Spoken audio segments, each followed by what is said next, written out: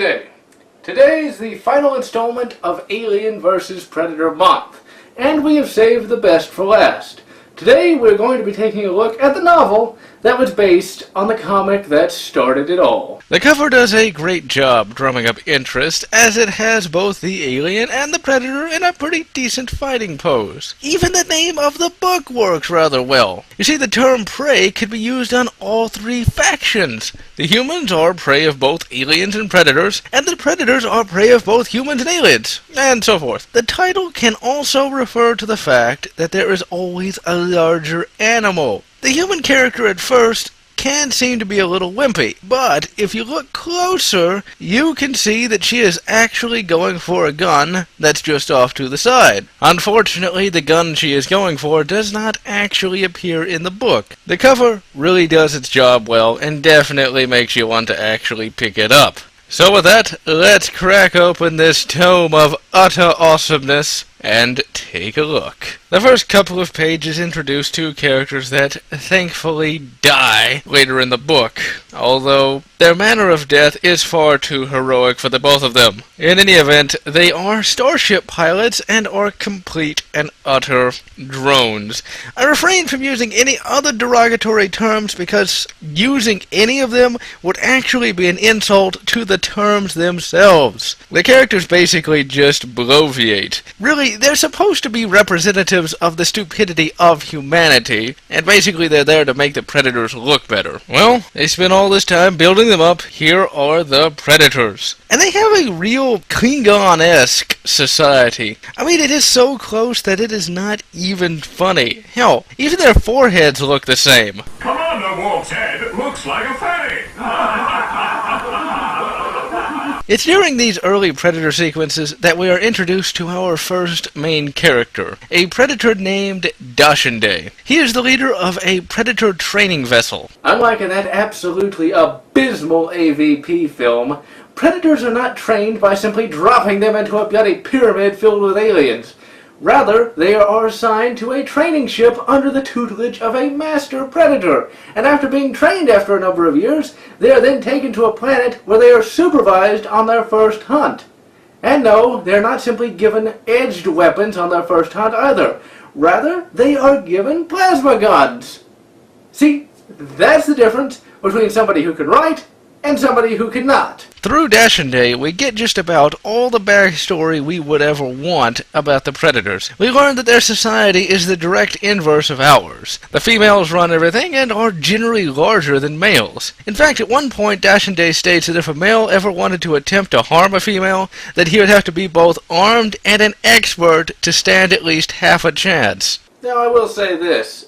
It just depends on who you know, because there are quite a few women in this society that fit that description adequately. After we are introduced to Dashende, we meet our second main character, a woman named Machiko Noguchi. She is the new administrator of a colony world known as Rishi. This colony world is owned by the Chisaga Corporation. Now, this is the same world that the Predators are heading to go train. What Predators do is that in order to have ready-made targets for the students, a Predator ship will send out drones filled with alien egg to basically seed whatever hunting planet they're going to. As should be expected, the Xenos are actually the main motivating factor of the story. In fact, it's the main reason why the humans actually come into contact with the Predators. Now, the Xenos, of course, propagate much more than Dashende thought they would. In addition to that, one of the aliens actually turns into a queen, thus propagating the species even more, and providing the story with quite a few targets. Everything comes to a head when a human scientist discovers the Predators. Now, he is, of course, spotted fairly quickly, and eventually he figures out that he can't actually escape. It's at that point that he decides to do a kamikaze run, and he ends up blowing up the entire Predator ship. Now, how he was able to do that while riding on what is essentially a hover motorcycle, I don't know. I guess the Predator ships just aren't made like they used to be. The blast kills the main command crew and incapacitates Dashende. When this happens, one of his students, who just so happens to be a ne'er-do-well, takes command and decides to attack the humans. These students are basically teenage analogs, and unfortunately Dashende must have been given the excrement end of the stick when it came to students, because these people are about as stereotypical as you can get. They're not as bad as, say, like Shia LaBeouf, but they're still pretty stupid nonetheless. Their first attack is on a lone human home, where they kill two stereotypical idiots that really had all the collected intelligence of an ashtray. Basically, until they start fighting the Xenos, the Predators have a pretty easy time of taking down the humans. Most of the time. At that same settlement, they failed to kill this kid. These mighty alien Predators couldn't take down one kid that was completely unarmed. He is able to escape and is able to warn the main settlement. But before the main settlement can actually be warned, the humans find the incapacitated body of Dashende and bring him back to the main settlement. A short time later, this same survivor actually makes it back. What's odd, though, is they bring him into the same room where Dashende is being held. This works good story-wise, as the survivor was able to say that these slightly inept Predator warriors are coming to kill everybody, but still, I would imagine they would have found a much better place to store this alien body rather than the bloody main hospital. I mean, you don't know what kind of diseases that thing has? It just doesn't make a lot of sense. And in fact, there is a dedicated laboratory facility. Why not just take it there? After the town is warned, they start fortifying it using shipping containers and things of that nature. They actually only have a very small number of weapons, just basically shotguns, pistols, and a couple of pulse rifles. Now, all of the fortifications are actually absolutely useless. And that's mainly because there is a ship right in the middle of the town. The ship that was actually carrying our two annoying star pilots was actually a cargo ship. Rishi itself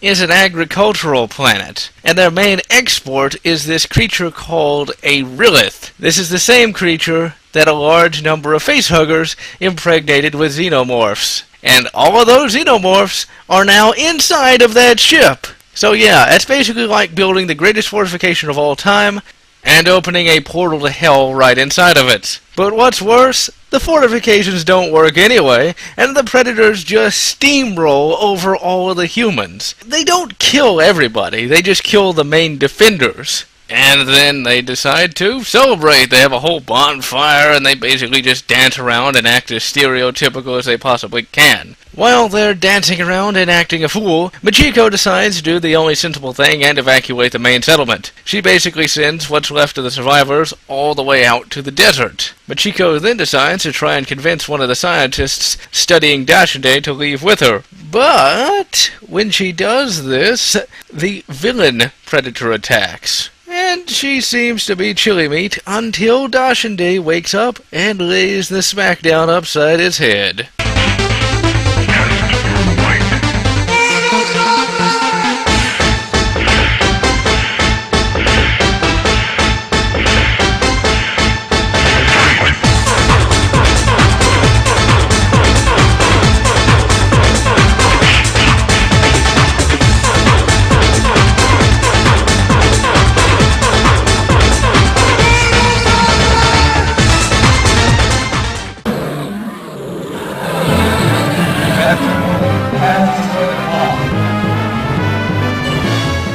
While the smackdown is going on, Machiko and the scientist escape, only to be accosted by xenomorphs. They eventually shake the Xenos, and even try to save Dashende, but it's really to no avail, and they crash their hovercraft. And this is the point where everything comes to fruition. Dashende and Machiko finally decide to team up to take down the Queen, so that they can stop the aliens before they spread around the world and kill the remaining colonists.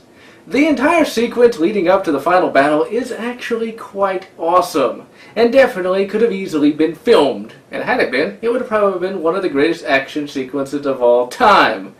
Although I have one single problem with it. Machiko is said to be armed with a 500 S&W. This weapon here is the S&W 500, the single most powerful handgun in the world. Now, when this book came out, this gun did not exist. So it really is pretty cool that the writer was able to predict this gun's existence. Now, Machiko is a small-framed individual, so I'm really not buying that she would be able to use this gun in the manner they describe. Basically, they say she is able to empty the cylinder in like 3 seconds. With a 500, there is no way anyone outside of a cyborg is going to be able to keep a good enough grip on the thing. You can't even do that with a 44 mag.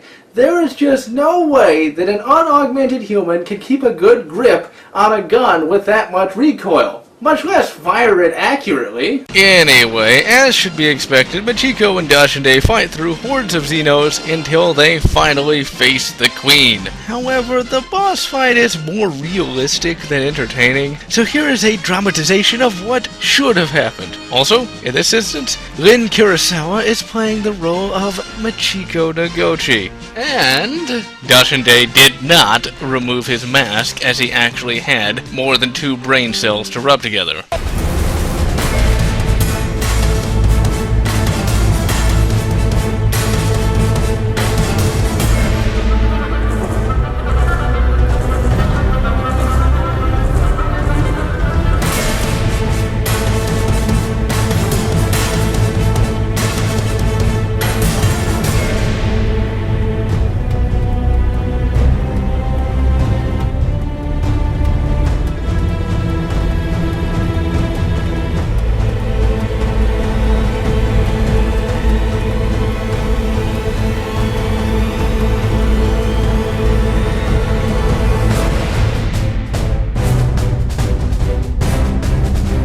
Unfortunately, in the course of the fight, Dashinde is mortally wounded.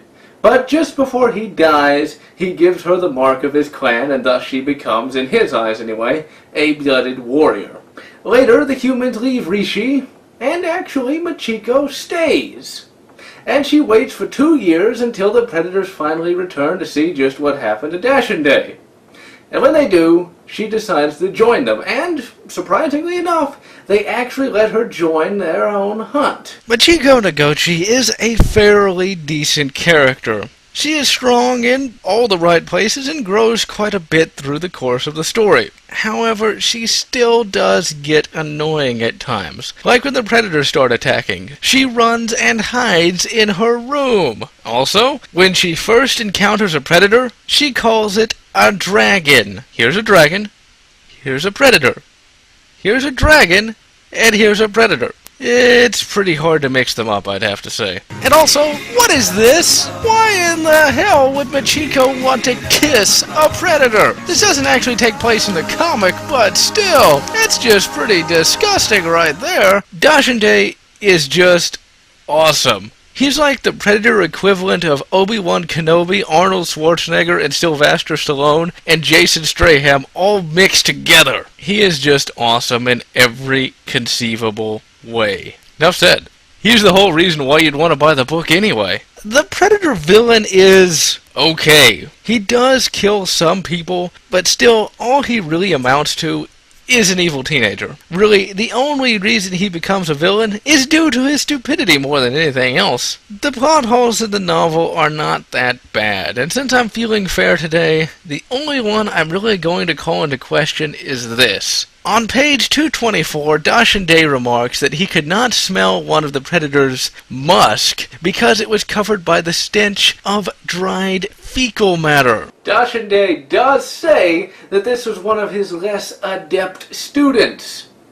I have a feeling that this was one of his very, very special students indeed. I mean, really, just because you get marooned on a planet does not mean that you have to lose all bodily control. I mean, it's like if you got lost in the woods as a teenager, you would find a bloody tree. Some mighty aliens these guys turned out to be. Unfortunately, the AVP book series is very, very small. It only consists of 3 books. And unfortunately, the first one is the best. I still recommend trying to find the other 2, if only to read events from a Predator's perspective. And in Hunter's Planet, several Predators do hunt down a T-Rex. Now we all know that the AVP movies were pretty bad. For some reason they just couldn't stick with the book and decided to go and make something idiotic, like they always do. But I recently found an AVP screenplay, and it was actually pretty good. It was basically AVP Prey, just streamlined for a movie, in ways that you would actually expect. I have to say that the screenplay actually improved upon Prey in many respects. For one, they changed Machiko's name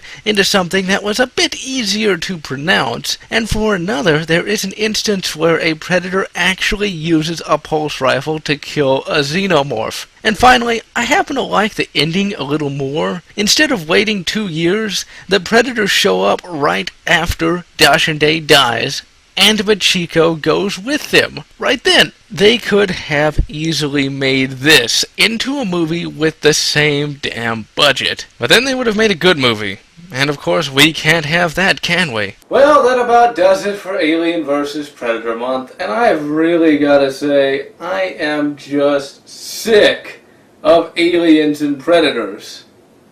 Still, I hope that the Predators film is worth all the work I put into this month. But we'll just have to see.